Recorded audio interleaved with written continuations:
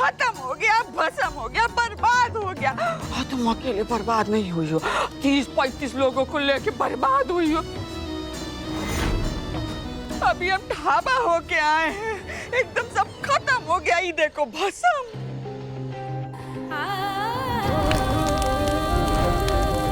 माँ, माँ, क्या कर रही हो?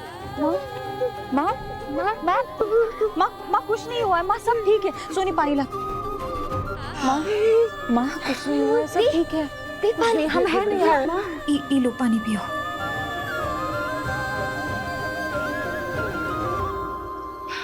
हमको तो बस एक ही बात का चिंता है कि माथे पे जो कर्ज चढ़ गया है 30-35 लोगों का, तुम कैसे उधारी चुकाओगी? ये बेचारी बहुत अभागी है, कभी सुख का मुंह नहीं देखी।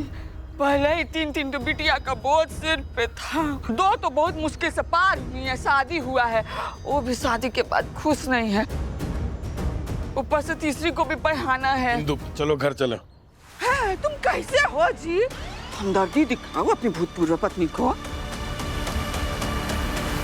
माही को तुम्हारी हमदर्दी की जरूरत नहीं है, इन्हें लेकर जाइए यहाँ से। चलो। छोटा पैकेट, आवाज नीचे।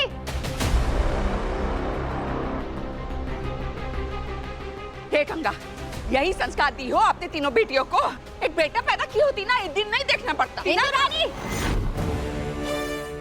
लड़का पैदा कर कर इतना क्यों उछलती हो तुम? हमारी जानकारी के लिए ना बता देते हैं, लड़का या लड़की पैदा करने के लिए ना कोई औरत जिम्मेदार नहीं होती, एक पुरुष होता है।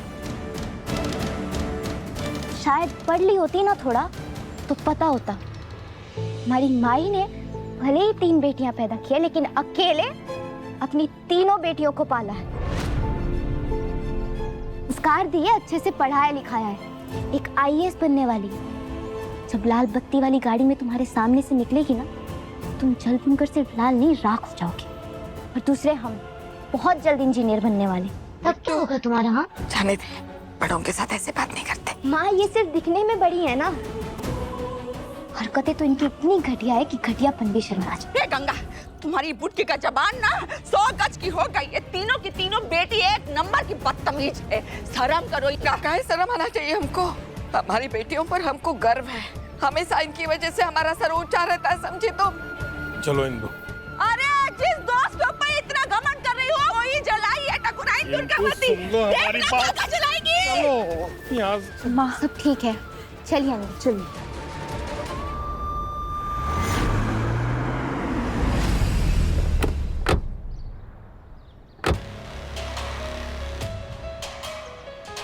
पूर्वी, तुमसे एक बात कहें?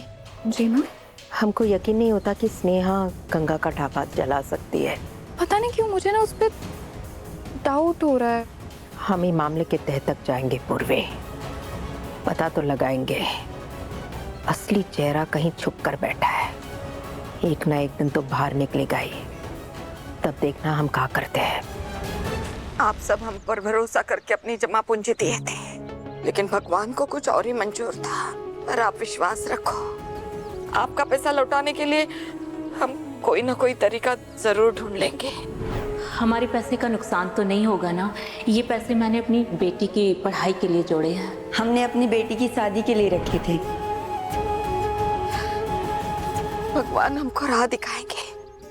हम सबको पैसा जाने का दुख तो है गंगा माई, लेकिन खुशी इस बात की है कि हम सबको उम्मीद देने के लिए, फिर से सपने दिखाने के लिए आप हमारे बीच हैं।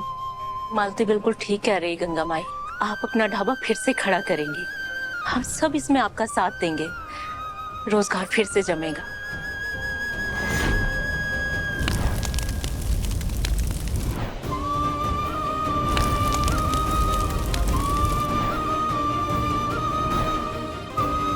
माँ, क्या हो रहा है आपको? माँ, माँ, ठीक है, सब ठीक है, कुछ नहीं हुआ, सब ठीक है। पानी दो दी।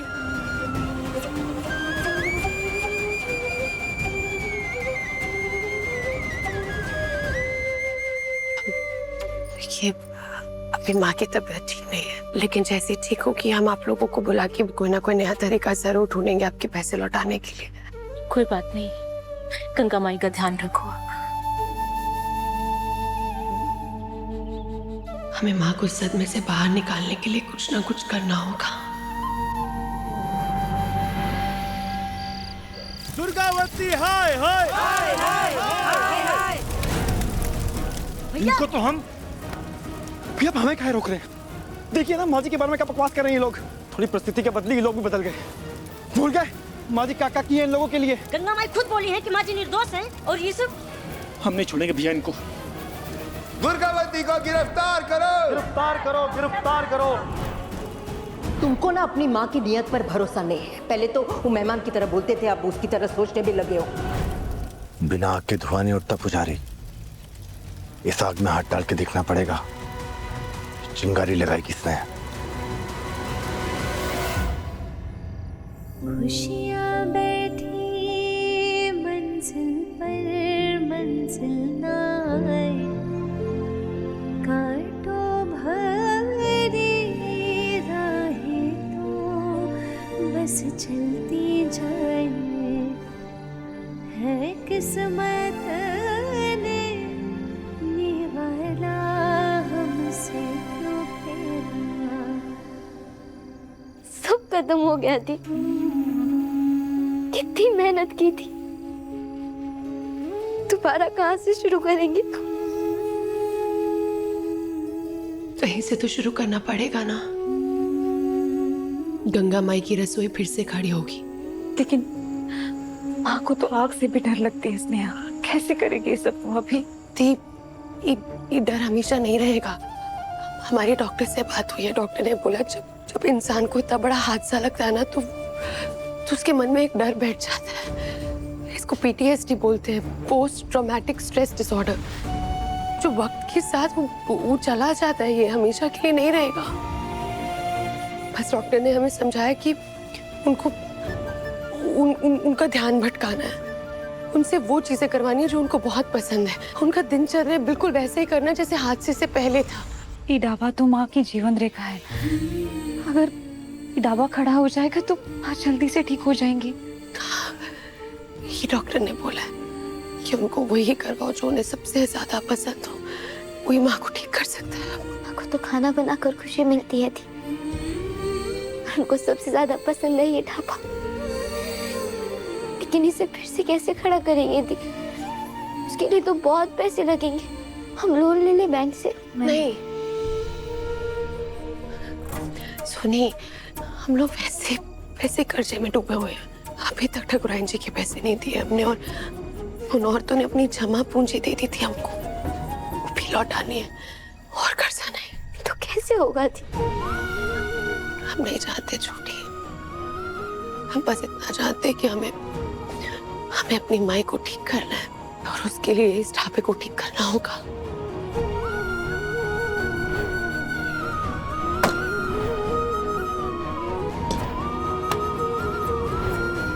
हम छोटे स्तर से भी तो शुरू कर सकते हैं ना। एक एक ईंट जोड़कर भी तो दीवार बना सकते हैं ना।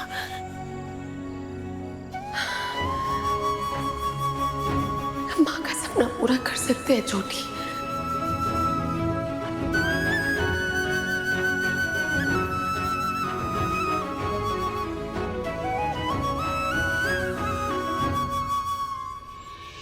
क्या सोचा?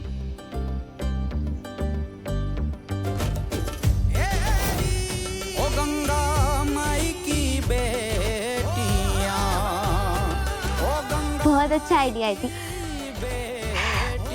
अब इतिहास फिर से खुद को दोहराएगा।